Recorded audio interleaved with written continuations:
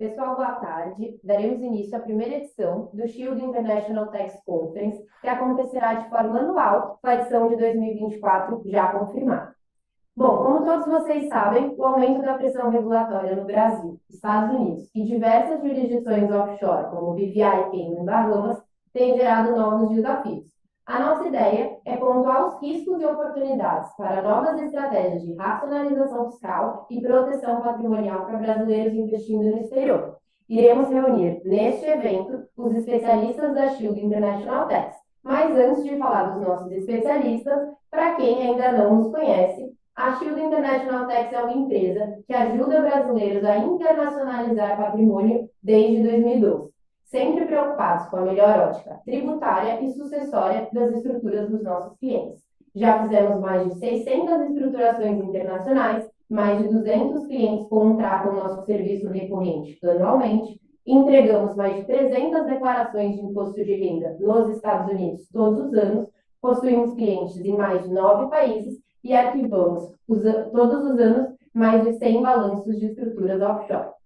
Um breve resumo, para quem não nos conhece, sobre os nossos serviços. Esse serviço da esquerda, de planejamento tributário internacional, ele veio pensando, naquele cliente que investe na pessoa física ou que ainda não investe no exterior e que gostaria do aconselhamento de um especialista para fazer isso de forma correta.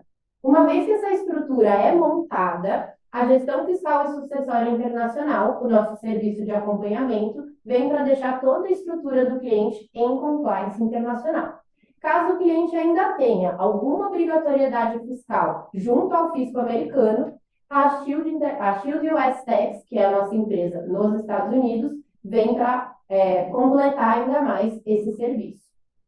Bom, e o nosso evento não teria o tamanho que teve sem a ajuda dos nossos parceiros. Então, queria deixar o nosso muito obrigada para Mauro Investimentos, Consiste Multifamily Office, GB Investimentos, Auroc Investimentos, TMF Group, Sonora Capital, Sou Seguros, Havaí Contabilidade, MacLeod, Iuno, Zedra e Grupo MHI.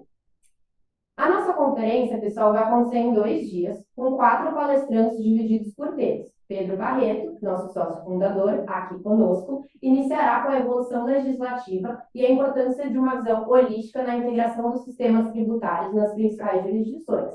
Adriele, responsável do nosso time de gestão fiscal, trará as principais mudanças nas obrigações internacionais para empresas em BVI e jurisdição americana. No segundo dia, o nosso bloco se inicia com a head da Shield, Patrícia Quintas, que falará sobre os impactos das mudanças regulatórias no Brasil e do aumento da supervisão da Receita Federal. E, claro, não poderíamos finalizar sem a visão do nosso Wealth Planner, Eric Abramovitz, que trará alternativas de planejamento fiscal e sucessório e casos de uso nesse cenário tão agitado. Eu vou passar a palavra para o Pedro, mas queria convidar vocês para fazerem, tirarem as dúvidas, deixarem as dúvidas aqui no nosso chat, tá? No final a gente vai selecionar as dúvidas mais pedidas e volta com vocês. Obrigado, Oli. Boa tarde a todos. Só dando aqui um contextozinho antes da gente falar, eu acho que desde 2012, quando a gente começou a apoiar investidores, com a internacionalização dos seus patrimônios, o cenário mudou muito e o mercado de investidores brasileiros investindo no exterior amadureceu bastante. Então, inicialmente, os investidores começaram ali aprendendo como investir, mas sem prestar muita atenção nas questões tributárias, e alguns tiveram assim, lições bem difíceis ao longo desse caminho. Então, esse processo de amadurecimento, ele aconteceu não só em relação aos próprios investidores, mas também em relação ao contexto regulatório e legislativo no Brasil e no exterior. Tem vindo a mudar muito, então tem vindo a aumentar muita exigência de prestar atenção, na maneira como você se estrutura, principalmente quando você investe nos Estados Unidos. Porque nos Estados Unidos tem exigências regulatórias bastante complexas. Então, quais são as questões aqui que você tem que prestar atenção e quais são a complexidade que você tem que ter em conta quando investe no exterior. Primeiro é a questão de proteção patrimonial, tá, pessoal? Eu não sei, para quem não acompanha, e para quem investe, mas para quem investe e quem acompanha, é o contrário, vocês devem notar que vocês têm recebido muitas mensagens de novas exigências, tanto das jurisdições offshore, em relação a investidores que têm veículos nos seus países, quanto dos Estados Unidos e quanto do Brasil. Então, por exemplo, recentemente você teve uma situação no Brasil, nos Estados Unidos, que eles passaram a exigir um documento que eles chamam BOI, que é a relação dos investidores. Só que quando eles mandam isso, eles mandam e não necessariamente isso chega ao dono da empresa. E o que acontece? Isso vem atrelado a multas, no caso de não compliance com essa exigência regulatória, que é preenchimento do formulário, relativamente, não é tão complexo, mas tem que ser preenchido, tem que ser entregue em um determinado prazo. Esse é só um exemplo. Outro exemplo é a nova exigência de você passar a fazer a contabilidade da sua empresa offshore se você tem um veículo em BVI. Isso é importante tanto para a jurisdição do BVI quanto para a jurisdição do Brasil. Você precisa ter, e a gente vai falar um pouco mais à frente, precisa prestar um pouco mais de atenção na preparação de demonstrações financeiras que antes não era exigido. E tem uma lista aqui. Se você investe diretamente nos Estados Unidos, você tem que se preocupar com tax returns. Então, a questão de proteção patrimonial é fundamental. Outro exemplo, para quem tem empresas em BVI, até um tempo atrás, você tinha o que você chama de um strike period, né? Que se você deixasse de pagar uma taxa anual, você tem que pagar ao governo. Eu tinha um período de 7 anos vamos dizer, de holding period, em que nada acontecia. A partir do ano passado, mudou a legislação. Você atrasa nesse pagamento, automaticamente a sua empresa é dissolvida. Então, você tem que estar muito atento às questões regulatórias, tanto nas jurisdições offshore quanto nos Estados Unidos. Outra questão muito importante, isso aqui tudo vai ser coberto depois, mais tarde, pela Adriele, está aqui com a gente, aqui na minha frente, ela vai entrar em mais detalhe nessas questões regulatórias de proteção patrimonial, mas é bem importante prestar cada vez mais atenção nisso. A questão de racionalização tributária, eu vou falar um pouco sobre isso hoje, mas a partir do momento em que você investe fora do Brasil, você passa a ter que lidar com mais do que um sistema fiscal. Então, se você investe nos Estados Unidos diretamente, você passa a ter que lidar com o sistema tributário americano e brasileiro, porque você é residente no Brasil, mas os seus investimentos estão nos Estados Unidos. Se você investe via BVI, você tem uma complexidade adicional, que você passa a lidar com 3 jurisdições. Tá? Então, existem maneiras e existem processos de você reduzir bastante a sua carga tributária, evitando pagar imposto 2 vezes, pagando no Brasil, nos Estados Unidos, quando você se planeja corretamente. Eu vou aqui dar alguns exemplos de como é que essa questão tributária você tem que olhar de maneira holística. Você tem que olhar para o seu país de investimento, mas você tem que olhar também como se estruturar lá fora. Tá? Então, a gente vai falar um pouco melhor sobre isso. E a questão sempre importante de facilitação sucessória, pessoal. É muito importante porque, a partir do momento que você tem patrimônio exterior, enquanto você está aqui, tudo tranquilo, você tem controle sobre o seu patrimônio. A partir do momento em que um dos sócios da empresa falta, e você não tem ferramentas de sucessão bem desenhadas, pode ser bem complexo esse processo de sucessão e caro, porque você pode estar lidando com 3 jurisdições. Se você tem um investimento, um ativo em BVI ou em Cayman, uma empresa que investe nos Estados Unidos e você é residente no Brasil, você está lidando aqui com 3 jurisdições, tá? Com regulamentos diferentes. Então, a questão da facilitação sucessória ela precisa ser prevista quando você se estrutura no exterior. Então, essa dificuldade, então, esse meio que o contexto é esse. Os investidores eles têm bastante dificuldades em entender isso. É importante conversarem com especialistas que estão acostumados a olhar isso aqui de maneira holística, tá? Vamos lá. Evolução legislativa no Brasil. Pessoal, isso aqui é só para mostrar que desde 2012 que o governo, né, os diversos governos têm vindo a tentar alterar o sistema de tributação de investimentos no exterior. A primeira tentativa aconteceu lá atrás, em 2012, não passou, porque hoje vocês vão ver o rendimento dos investimentos no exterior, quando ocorre dentro de empresas, ele não é necessariamente automaticamente tributário se você não tirar o dinheiro da empresa. Vou falar sobre isso. Então, essas tentativas elas têm vindo a ocorrer desde 2012, depois em 2017. Houve aquele programa que foi meio que um perdão fiscal para quem declarou os ativos que não estavam declarados no exterior, então pagou um X de imposto e regularizou. Em 2021, houve uma segunda tentativa que não passou, de tributação das offshore. Essa frase aqui, tentativa de tributação das offshores, ele não está muito correta, porque não é que as offshores não sejam tributadas no Brasil, elas não são tributadas enquanto você não distribui os lucros. Tá? Há um diferimento. 2023, esse ano, MP 1181, houve uma terceira tentativa que não passou novamente. Aí o governo transformou essa tentativa, essa MP, numa PL, que tem a característica de trancar a pauta do Congresso se não for votado, ou seja, virou um tema que precisa ser resolvido pelo Congresso. Ele precisa ser votado. Não significa necessariamente que vai passar.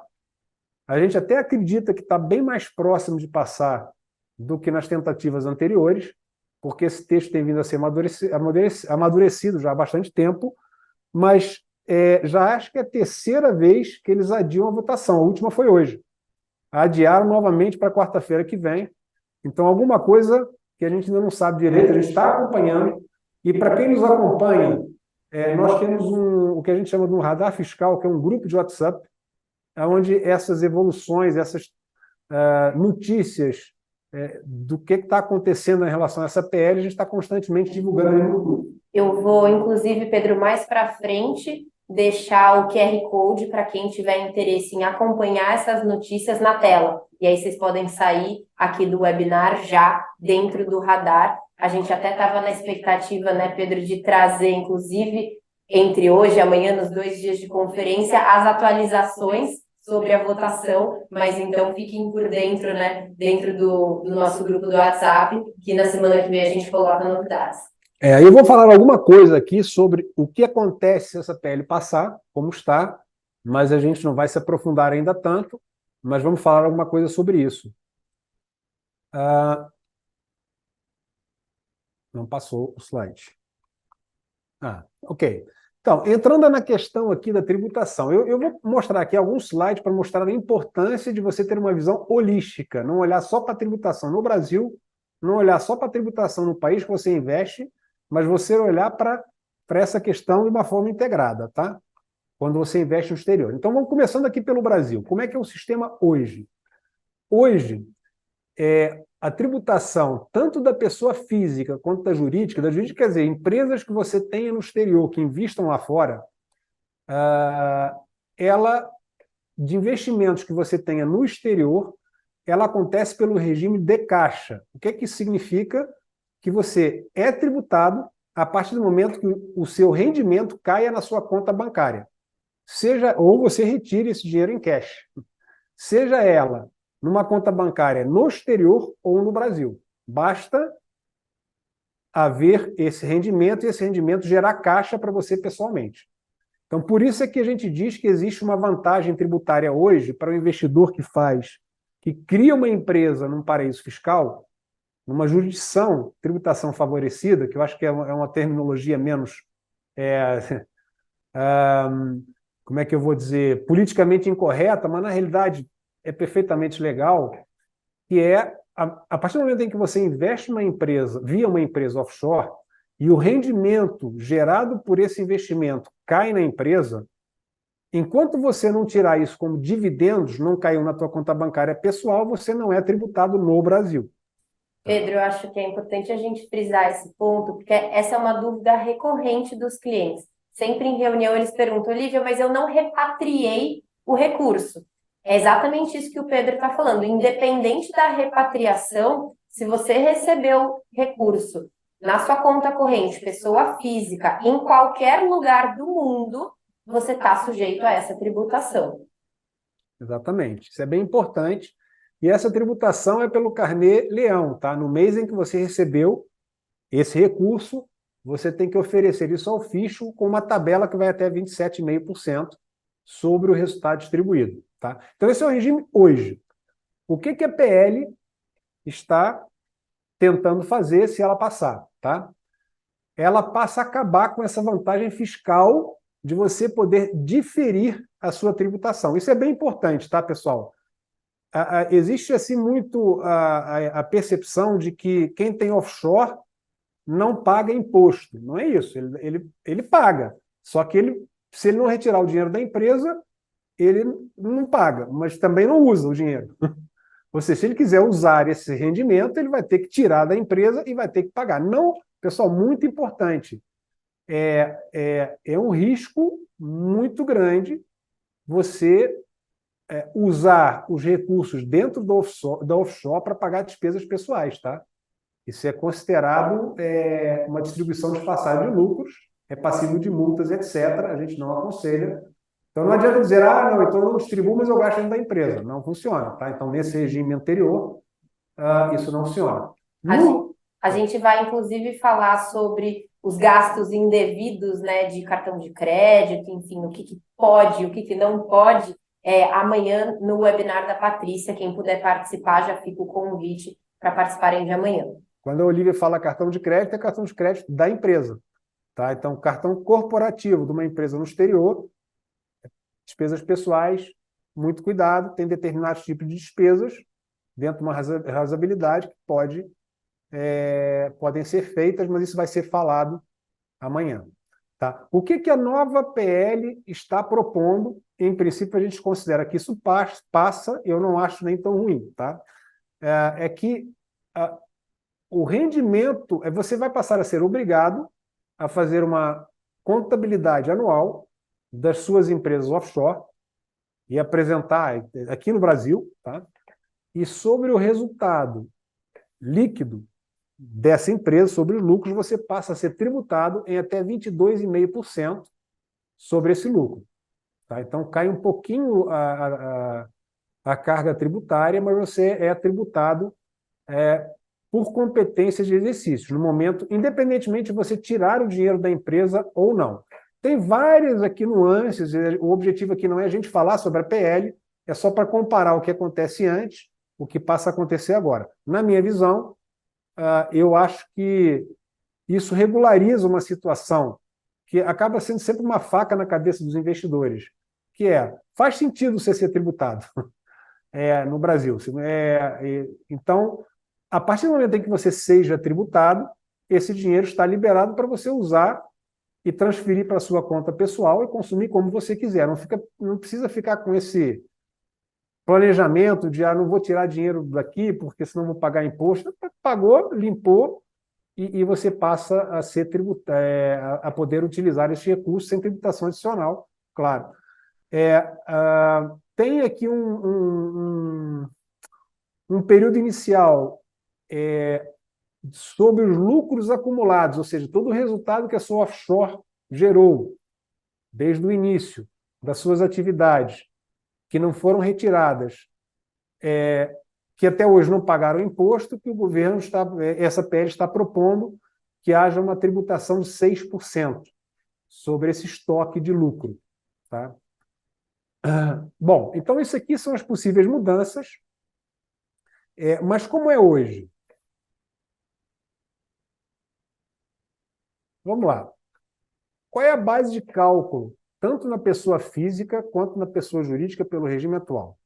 Se você investir via pessoa física, como o rendimento dos seus investimentos ele automaticamente cai na sua conta pessoal, porque você está investindo na física, como é regime de caixa, você automaticamente é tributado no Brasil por até 27,5% sobre os rendimentos, por exemplo, dividendos.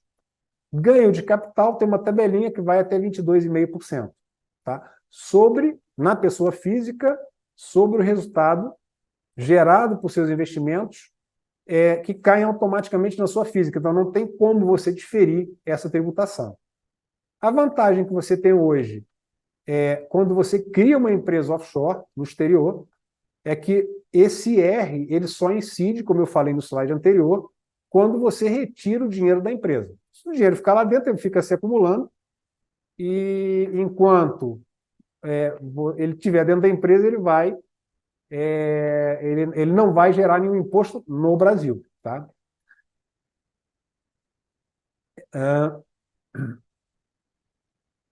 Bom, o que muda com a PL? Como eu falei anteriormente, a partir do momento em que, sobre a pessoa física, muda pouco, só muda a alíquota, que hoje vai até 27,5%. Na pessoa física vai passar a ser até 22,5%, investimento direto de pessoa física. Na pessoa jurídica internacional, se você investir via pessoa jurídica, via empresa no exterior, aí sim acabou a possibilidade de você diferir impostos, como eu falei no slide anterior, enquanto você não retirar o dinheiro da empresa. Então, mesmo que o dinheiro seja reinvestido, ele vai passar a ser tributado no Brasil. Bom, é sempre importante você olhar, quando você investe no exterior, para o cenário global, tá? Porque existem determinados acordos entre o Brasil e outros países, como, por exemplo, entre o Brasil e os Estados Unidos, existe um acordo de reciprocidade.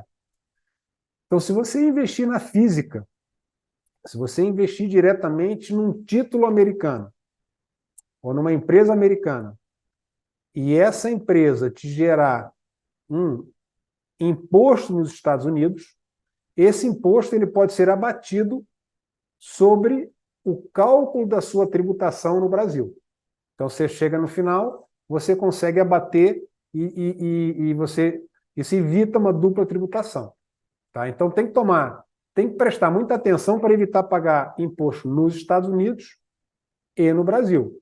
Então, se você investir via empresa americana, não via offshore, tá? Se você investir diretamente via empresa americana, ou você investir diretamente num ativo, num investimento, ou num título, você tem a possibilidade de pegar o imposto que você calculou no Brasil e abater aquilo que você pagou nos Estados Unidos.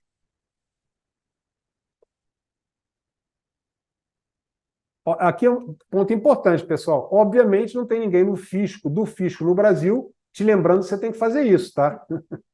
Então, se você não tiver uma assessoria ou não tiver prestando atenção nessa possibilidade, você vai pagar no Brasil e vai pagar nos Estados Unidos, tá?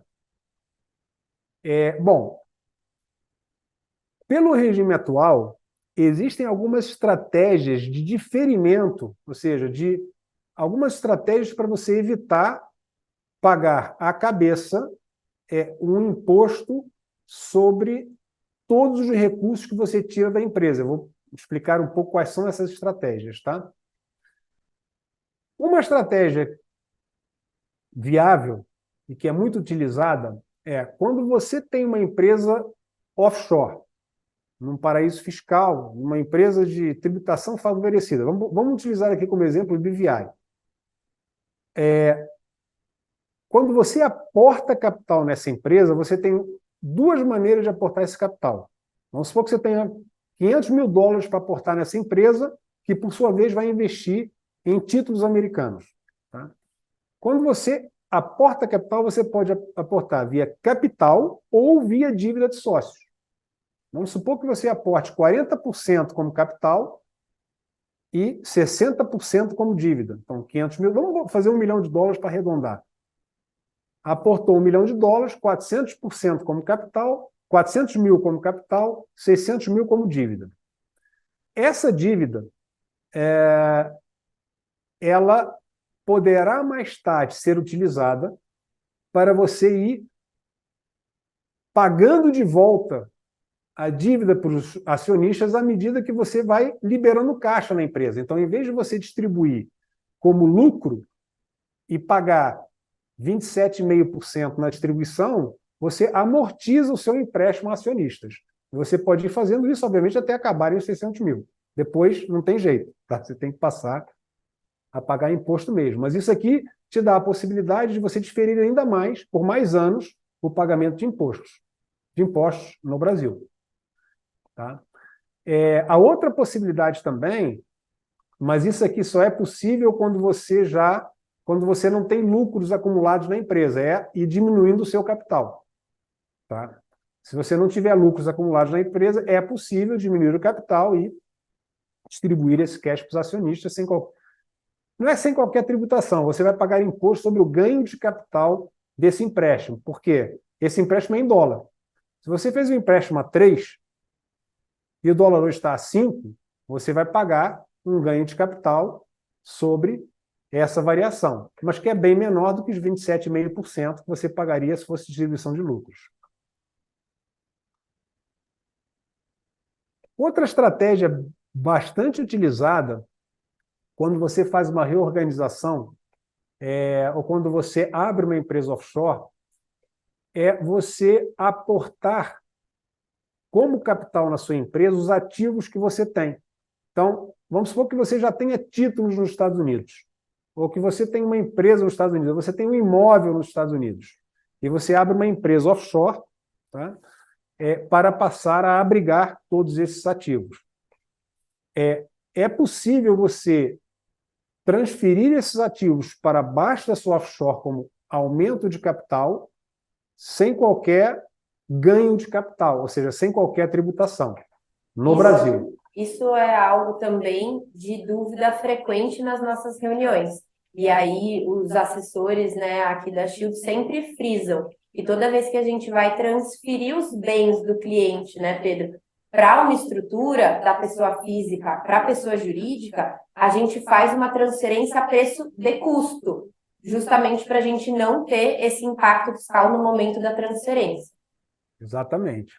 E uma coisa que é importante é o seguinte, frisar que essa isenção ela vale tanto para o Brasil quanto para os Estados Unidos. Então, se você tem uma empresa nos Estados Unidos e você aporta bens dentro dessa empresa, você pode transferir isso ao preço de custo e, obviamente, isso não será tributado. Tá? Então, isso aqui, todas essas pequenas, vamos dizer, estratégias, elas contribuem para reduzir bastante a carga fiscal dentro do contexto legislativo atual.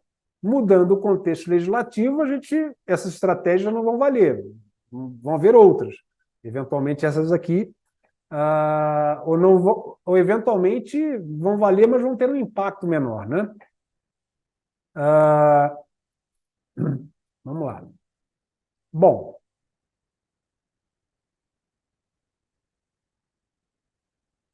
esse slide aqui, ele é um pouco mais técnico, mas ele é extremamente importante. Para um investidor nos Estados Unidos que invista em títulos, vamos dizer, ações e bonds ou treasury bills americanos, que só invista em títulos, tá? Então, essa estratégia aqui ela é interessante se você... eu não estou falando aqui de investimento em imóvel, investimento em empresas. Ações e títulos de renda fixa. Se você está investindo utilizando uma estratégia de dividendos, ou seja, você investe em títulos que gerem dividendos, não é vantagem você abrir uma empresa offshore para investir via offshore. Porque a tributação de dividendos gerados por empresas americanas para investidores no exterior, ela é 30%. Tá? Então, enquanto que se você investir diretamente nos Estados Unidos, seja via pessoa física ou via LLC, existe uma tabelinha que começa em 10%, ela pode ir a 37%, mas esse 37% é para valores muito, muito altos. Então, em geral, você vai pagar ali 10%, 12%. Ou seja, se a sua estratégia é uma estratégia de dividendos, não faz sentido abrir um offshore para investir nos Estados Unidos. É melhor investir diretamente. Se a sua estratégia é investir em títulos, por exemplo, ações da Apple, por exemplo, distribuem muito poucos dividendos, mas geram muito ganho de capital, o ideal é você investir via uma empresa offshore. Por quê? Porque esse tipo de ganho de rendimento, ganho de capital de empresas americanas para residentes no exterior é isento de tributação. Tá? Então, quando você vai fazer a sua alocação, a sua estratégia, tem que tomar muito cuidado com o veículo que você utiliza para fazer esse investimento. Com dividendos, é melhor investir diretamente nos Estados Unidos. Ganho de capital, é melhor investir a partir de um offshore. Bom,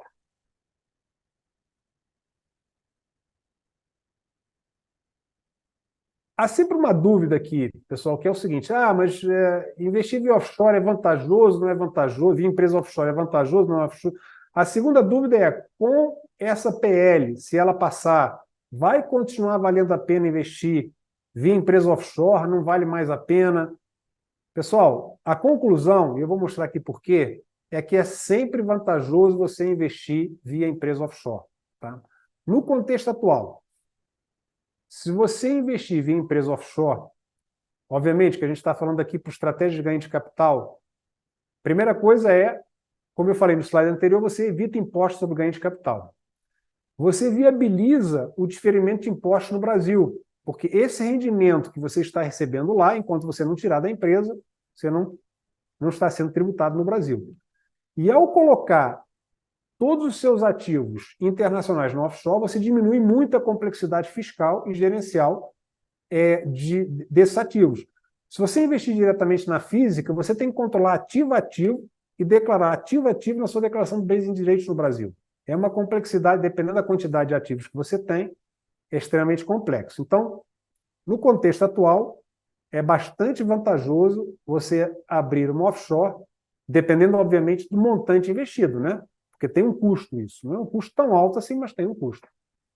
Por outro lado, um dos contras, né, de você investir via empresa offshore nos Estados Unidos é que você não consegue compensar no Brasil os impostos pagos nos Estados Unidos. Tá? Então, claro, cada caso é um caso, a gente tem que avaliar a situação específica do investidor, mas isso pode ser um problema se você tem muito imposto pago nos Estados Unidos e no Brasil. Né? A pagar nos Estados Unidos. Então, aliás, no Brasil não, porque você está diferindo, mas se você tem uma carga tributária grande, os seus ativos geram uma carga tributária grande nos Estados Unidos, talvez vale a pena ver se vale a pena investir em empresa offshore, porque você não consegue fazer essa compensação. Num contexto em que essa PL passe, tá? Você acaba com a possibilidade de ferimento. Então, não vai ser mais possível auferir desse benefício fiscal. Você passa a ser obrigado a apurar lucros anuais, você tem uma contabilidade anual para poder calcular o imposto tributável no Brasil. Tá? Por outro lado, uma das grandes vantagens dessa PL para o investidor internacional é que você vai passar a poder deduzir os impostos pagos nos Estados Unidos na sua contabilidade. Você vai passar a poder abater os impostos pagos nos Estados Unidos ao cálculo do imposto tributável na sua empresa offshore. Ou seja, você vai poder passar a fazer essa compensação. Se você pagar imposto nos Estados Unidos e você tiver imposto a pagar no Brasil pelo lucro da sua offshore, você consegue fazer esse abatimento, o que é uma grande vantagem. Tá? Você continua evitando imposto sobre ganho de capital nos Estados Unidos, então qualquer estratégia de investimento focada em ganho de capital, ele continua a ser mais viável se você fizer via offshore. Você viabiliza os custos fiscais para a redução de lucros, isso é bem importante, tá? Porque a sua offshore, ela gera alguns custos operacionais. Isso a gente vai falar amanhã, tá? Mas esses custos eles podem ser abatidos para efeito do cálculo do seu lucro tributário. E você continua diminuindo bastante a complexidade fiscal e gerencial. Então, em qualquer um dos dois cenários, vale a pena você avaliar a viabilidade de você investir e criar uma estrutura offshore para investir nos Estados Unidos ou mesmo em outros países como Portugal. Bom, pessoal, eu nem não estou ainda olhando as perguntas que estão surgindo aqui, né? Porque é muita coisa para pensar ao mesmo tempo, mas elas estão sendo anotadas.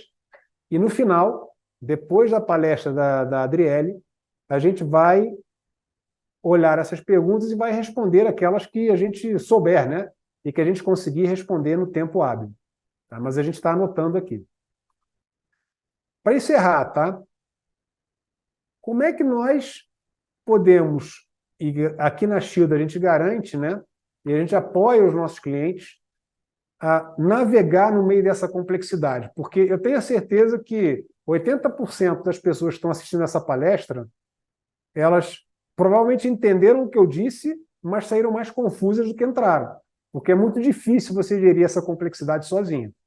Então, a gente tem um serviço com um conjunto de ferramentas automatizadas em que a gente ajuda os clientes a navegar nessa complexidade. Então, se você tem empresa offshore, tem que preparar a contabilidade da sua empresa. Se ela investe nos Estados Unidos, via empresas americanas, você tem que preparar a tax return nos Estados Unidos. Tem uma série de obrigações documentais, como eu falei no início, que você não cumprir, está arriscado a fechar a sua empresa. Então, toda essa questão, sucessão no exterior, acontece alguma coisa com um investidor que seja nosso cliente desse serviço, nós temos um processo que é como se fosse um seguro, que a gente conduz o processo de forma organizada de sucessão, então trazemos segurança ao investidor. Esse serviço ele é conduzido e liderado pela Adriele, que vai falar daqui a pouquinho, vai ser a próxima pessoa a falar, e que provavelmente é a pessoa com o sotaque mais bonito da Tivoli.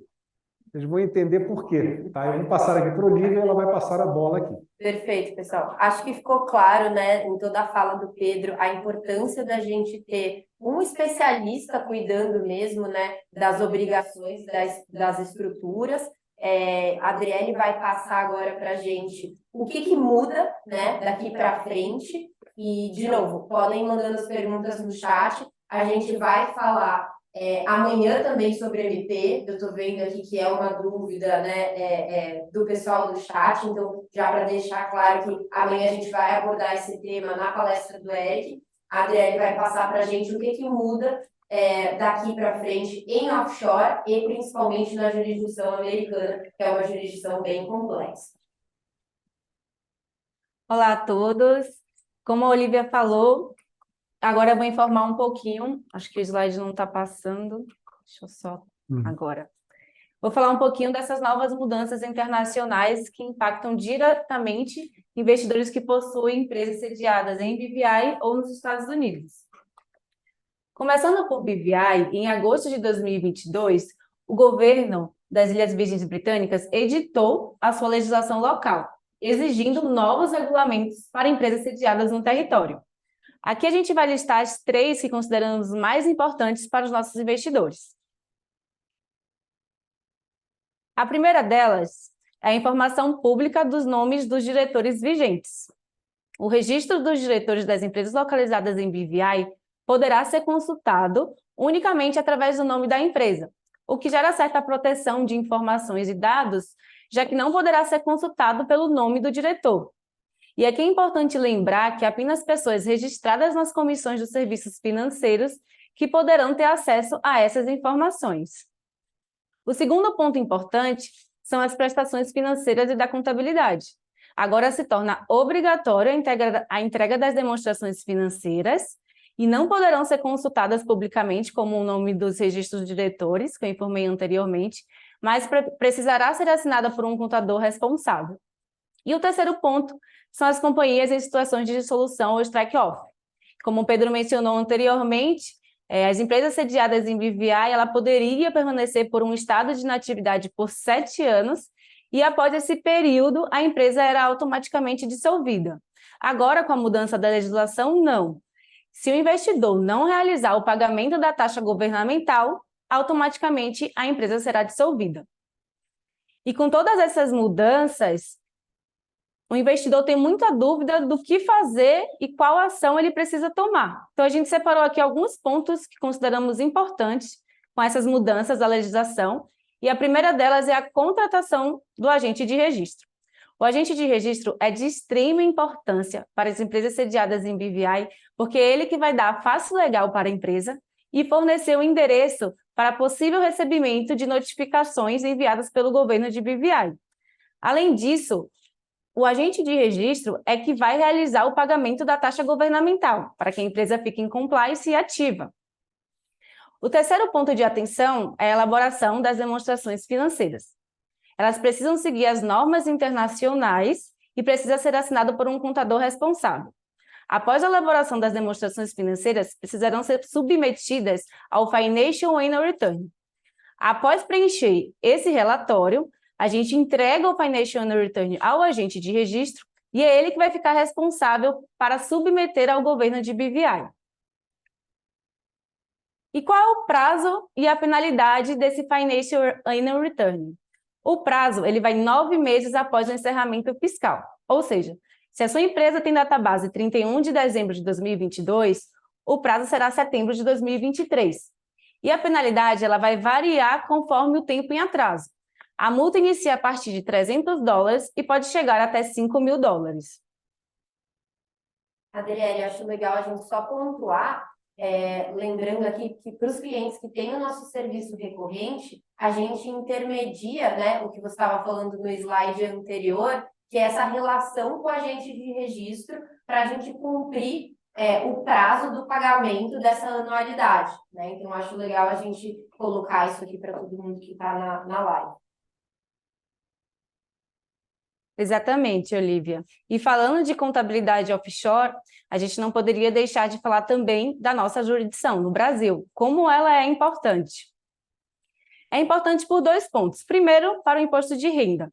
É necessário informar na ficha de bens e direitos a participação societária da empresa.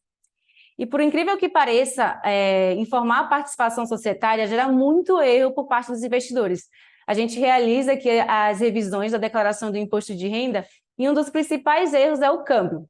Normalmente o investidor utiliza o câmbio da database 31 de dezembro daquele ano, mas na verdade é preciso gerar um câmbio médio de acordo com as integralizações de recurso. E o segundo ponto é o Banco Central. A gente precisa entregar a declaração de capitais de brasileiros no exterior e para isso precisamos de uma contabilidade, porque a gente precisa informar informações como ativo, passivo, lucro e prejuízo acumulado. E falando aqui da Receita Federal, né, e da importância dessa contabilidade para o imposto de renda, acho que fica o convite também para o pessoal assistir a palestra de amanhã. A Patrícia Quintas, a nossa head, é responsável pela entrega de um novo serviço aqui dentro da Shield, que é o serviço de elaboração do imposto de renda no Brasil ou revisão daquele imposto de renda para aquele cliente que precisa de um apoio, só para ter certeza que esse imposto de renda está em conformidade, né? Então, fica o convite também para o webinar de amanhã. Isso é importante, quando a gente fala, o foco aqui é a declaração de imposto no Brasil, mas, vamos dizer, principalmente para quem tem essa complexidade de investimentos internacionais, que muitas vezes os contadores não estão tão familiarizados com essas questões. Exatamente, Pedro. E falando agora de Brasil, eu não poderia deixar de falar também dessas mudanças, né, que o Pedro comentou no início da MP, e agora que é um projeto de lei que determina, né, caso seja aprovada, a tributação dos lucros apurados de empresas no exterior. E a contabilidade ela vai ser de extrema importância por isso, porque através dela a gente apura o resultado da empresa, que tornará como base de cálculo para apurar o imposto. Amanhã a gente vai ter o nosso segundo dia de conferência, que vamos abordar com mais detalhes todo esse assunto, essa trajetória, os impactos, o que deve fazer. E aí, caso seja aprovada, a gente já tem um retorno, a gente também já vai abordar aí as novidades, tá? E falando de contabilidade, eu falei um pouco da parte offshore, mas também é importante a gente falar da contabilidade dos Estados Unidos. A contabilidade dos Estados Unidos é muito diferente quando comparada aqui no Brasil. Aqui no Brasil, a gente tem a escrituração contábil digital, a ECD, que é responsável por a gente declarar toda a contabilidade da empresa. E diferente dos Estados Unidos, o balanço, a contabilidade, ela é informada juntamente com a declaração fiscal, que é o tax return. Aqui no Brasil, a gente tem a ECD e a ECF, são declarações separadas, e cada um informa um mérito, né? A ECD na parte contábil e a ECF na parte fiscal. Já nos Estados Unidos, a gente tem um tax return que é um combinado de tudo, tanto a parte contábil como a parte fiscal. Então, caso, né, esse projeto de lei ele seja aprovado, a contabilidade nos Estados Unidos também vai ser de extrema importância para a gente verificar qual foi o resultado, né, os lucros auferidos nas empresas americanas. Eu acho que vale, Adriele, a gente discorrer um pouquinho mais com relação ao tax return dos Estados Unidos. É uma dúvida frequente aqui. Normalmente, o tax return ele é composto por muitas páginas, e esses brasileiros, né, que investem lá fora, eles acabam se perdendo nessa declaração do fisco americano. Se a gente puder aproveitar esse tópico, né, como que o cliente ele consegue identificar o lucro dentro dessa declaração? Depois, se você puder falar um pouquinho do prejuízo acumulado, eu acho que são as principais dúvidas que a gente tem na leitura dessa declaração de tax return. Com certeza, Olivia, é um bom ponto, porque normalmente o investidor recebe a declaração que é composta por mais de 200 páginas, muitas vezes, e ele se perde um pouco de como ler as informações importantes, né, as informações financeiras daquela declaração. Aqui no Brasil, a gente entende a declaração analisando as fichas, né? A gente tem a ficha de mente direita, a gente tem os rendimentos tributáveis, os rendimentos isentos, e aí com isso a gente vai entendendo ali um pouco da declaração. Nos Estados Unidos é um pouco diferente. Os contadores americanos, eles falam conforme os formulários, números dos formulários ou anexo. Então, para cada tipo de empresa, existe um número de formulários. Existe o 1120, por exemplo, para empresas corporations, 1065 para empresa partnership. Para um indivíduo não residente, tem um 1040 NR. Então, a depender da classificação fiscal e do tipo da declaração, vai ser uma numeração diferente. E para o balanço patrimonial, também existe, né, uma outra sigla, né, vamos dizer assim, para que o cliente possa ler. É chamado Schedule L. Então, caso o investidor queira entender qual é o valor de lucro ou prejuízo acumulado no tax return, basta ele buscar por essa palavra Schedule L, que ele vai identificar o balanço patrimonial da empresa, que é declarado no tax return. E aí ele vai conseguir ter a base de cálculo do imposto. E acho que ainda falando sobre prejuízo acumulado, Adriele, esse é um ponto importante, porque o valor do prejuízo ele pode ser deduzido da base de cálculo do imposto, certo? Acho que isso é importante a gente colocar para o pessoal também. Exatamente. O prejuízo acumulado vai servir de base para deduzir, e aí, consequentemente, você terá um imposto menor. E é muito importante esse ponto, porque o prejuízo acumulado ele pode ser carregado para os próximos anos. E o que a gente vê muito de erros de contadores americanos é que ele não carrega esse saldo para os anos seguintes. E, consequentemente, o investidor tem ali, né, uma base de cálculo a maior e, consequentemente, um imposto a maior do que deveria, se tivesse deduzido o prejuízo acumulado dos anos anteriores. Se você uma coisa, isso aqui é importante pelo seguinte, porque existem até estratégias utilizadas para determinados tipos de ativo para você aumentar o prejuízo fiscal da empresa de forma legal que o contador tem que conhecer. Como, por exemplo, se você investir em imóveis, imóvel é um ativo que dá para fazer muita estratégia fiscal, tá? Existe uma estratégia que é você fazer a depreciação acelerada do imóvel. Então, você antecipa muito os custos do imóvel, custos fiscais, né? E imagina que seja um imóvel alugado. Então, muitas vezes você está recebendo o aluguel do imóvel, um valor substancial, mas o imóvel está dando prejuízo para efeitos fiscais, porque ele está sendo depreciado de forma acelerada. Para isso, o contador ele tem que fazer um election. Então, se ele não fizer esse election, que chama, Adriele? A election é quando a gente muda a classificação fiscal da empresa. Então, mas tem um mecanismo que ele tem que utilizar para passar a fazer a depreciação acelerada dos ativos, determinados tipos de ativos como imóveis. Então, é muito possível que você tenha um imóvel durante 6 ou 7 anos, gerando rendimento, e quando você chega no final dos 7 anos, você tem prejuízo acumulado.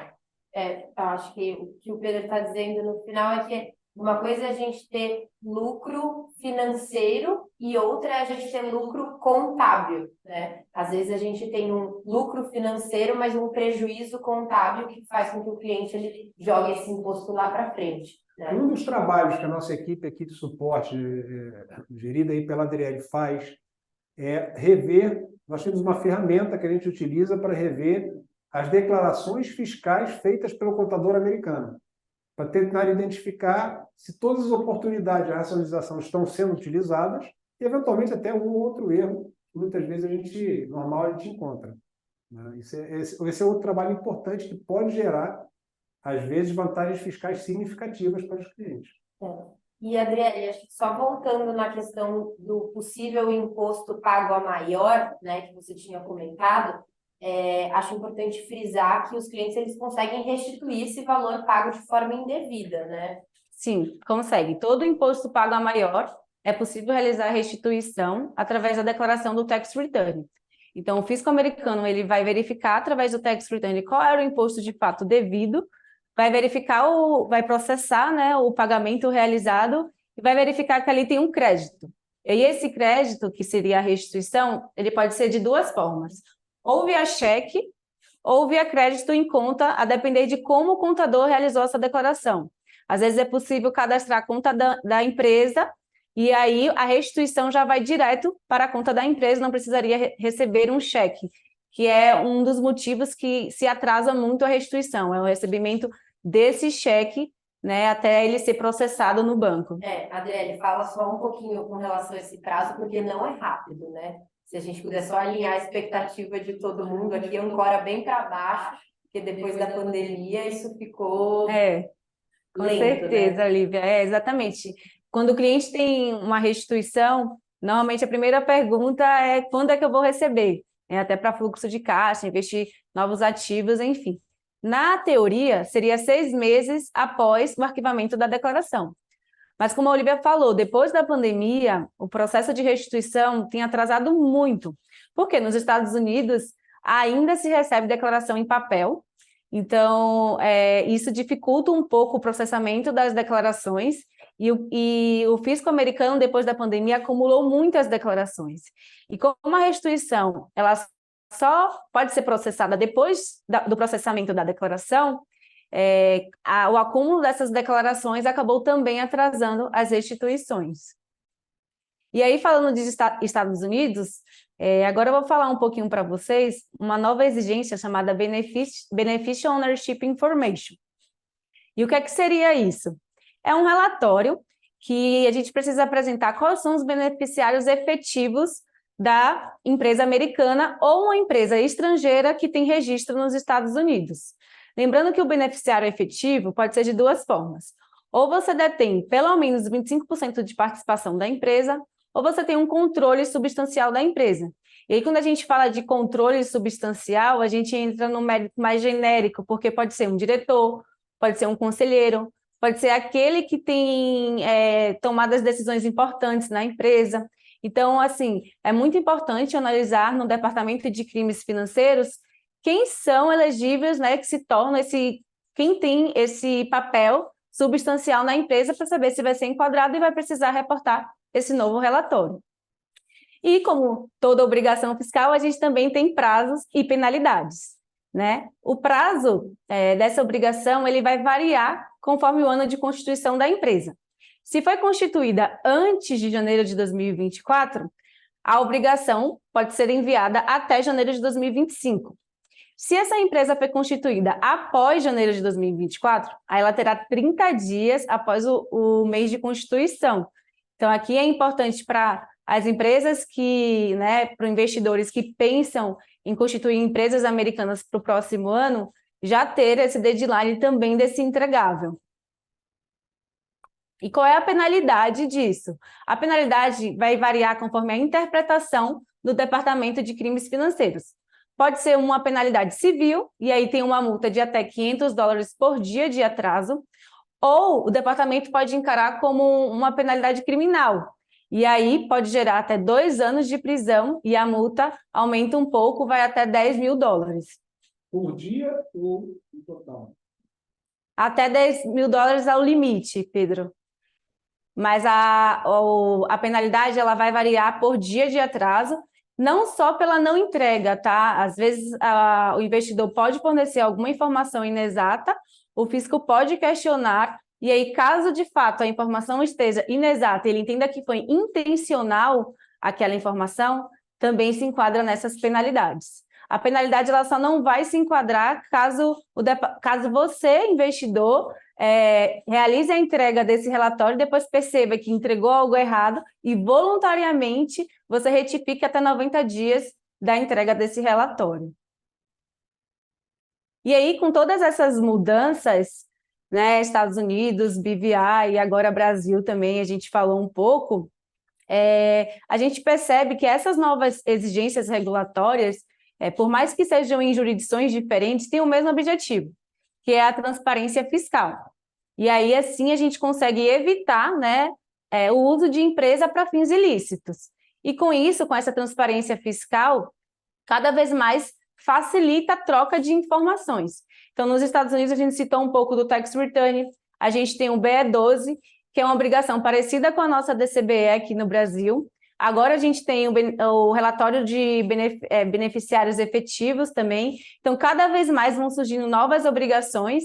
Em BVI, a gente citou a consulta, né, que agora é pública dos diretores, a entrega das demonstrações financeiras, e agora no Brasil, a tributação das empresas no exterior.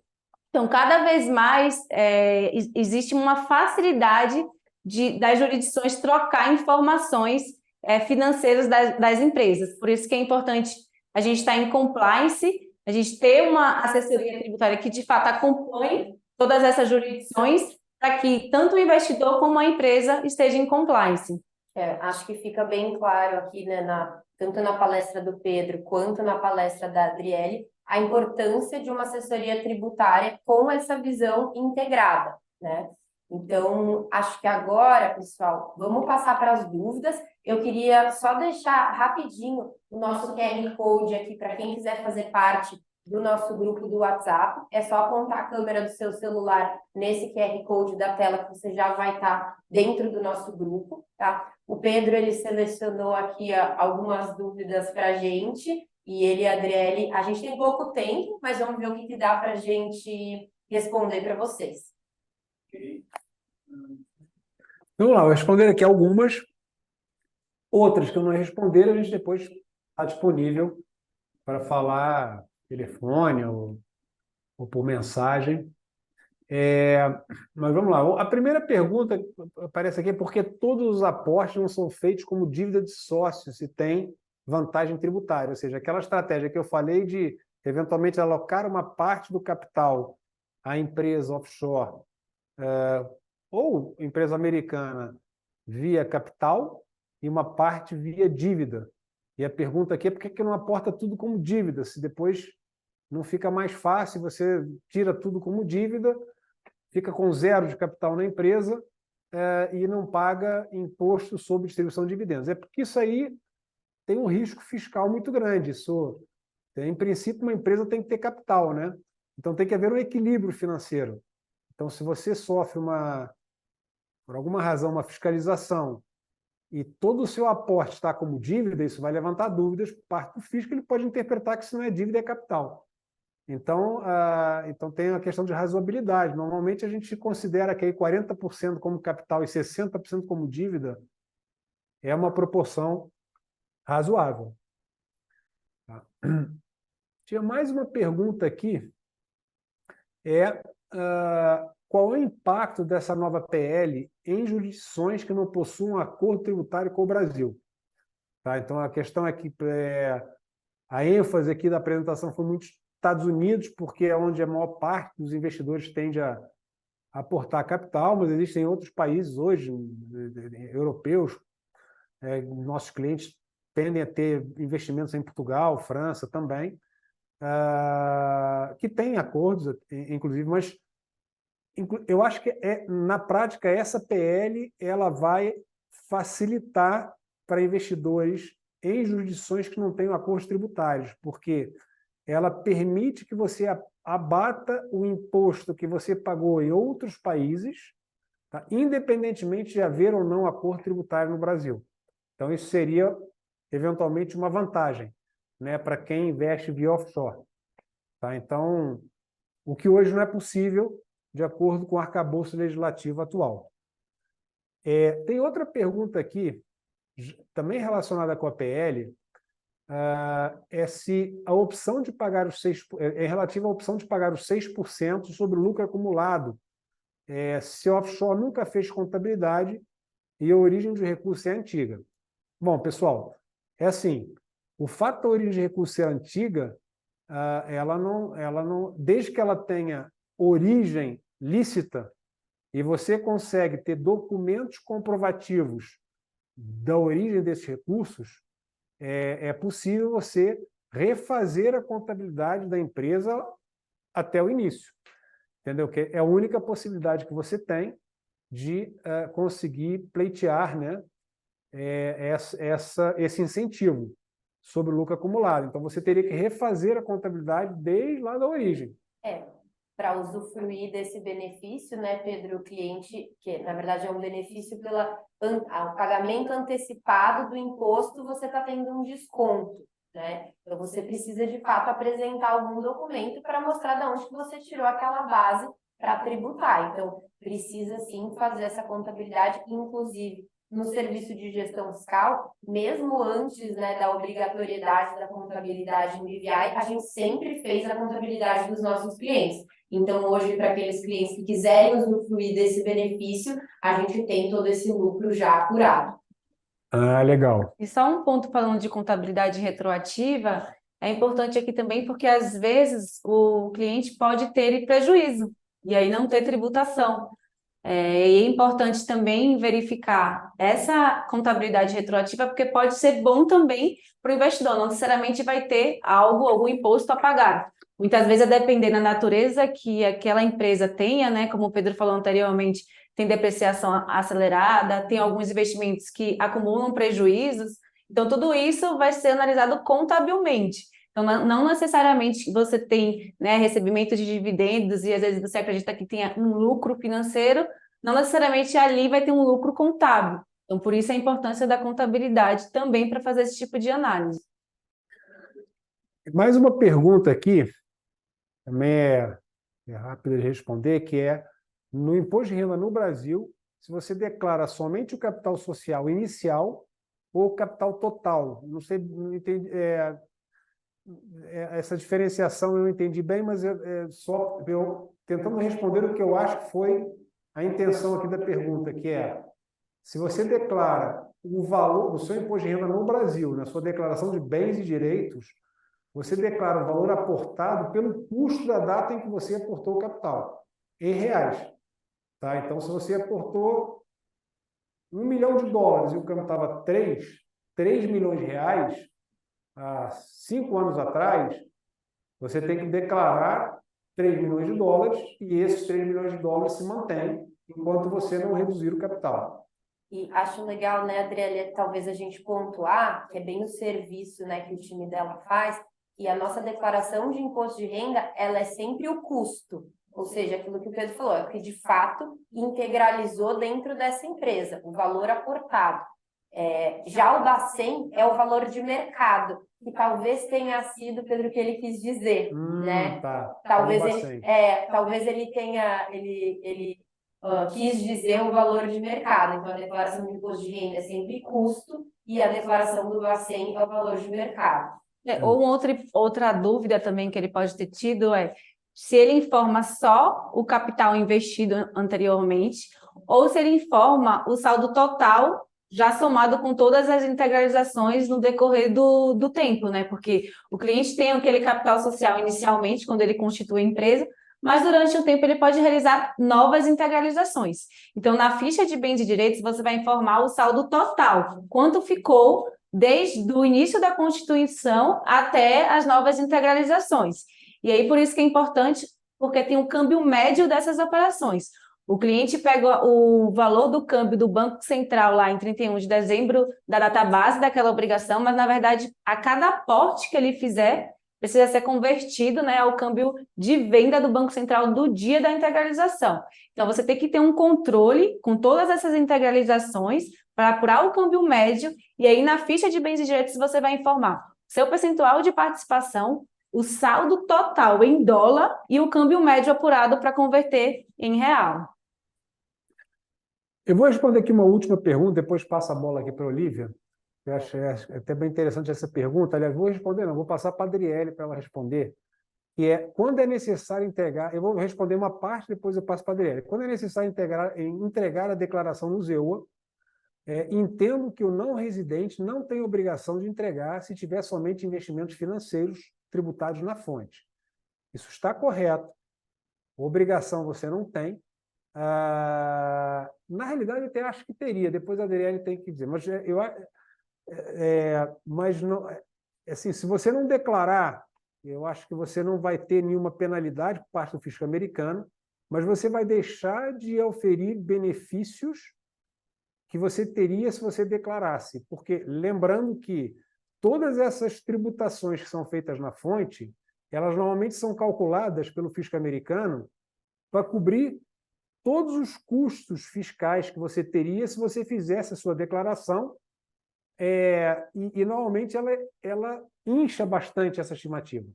Então, normalmente, o que o fisco americano faz, ele garante que na fonte você já paga mais, e se você fizer a sua declaração de imposto, você calcula o imposto que você teria que pagar certinho, e normalmente você tem uma devolução, né? Que é isso que a Adriele falou, que às vezes pode levar algum tempo, mas você recebe de volta. Adriele, você quer complementar aqui? Exatamente, Pedro.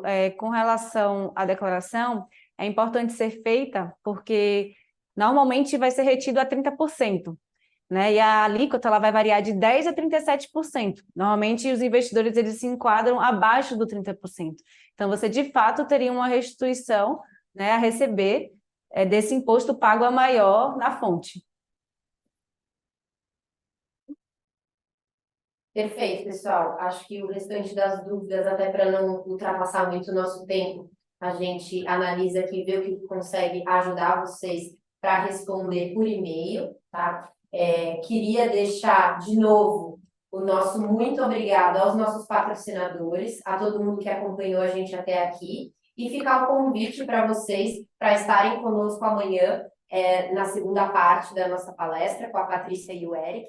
A gente vai estar amanhã às 5 horas, através do link que vocês vão receber pelo e-mail no canal do Zoom. Se quiserem encaminhar perguntas amanhã sobre a PL, a gente vai aprofundar um pouco mais sobre esse tema. Nosso muito obrigada e até amanhã.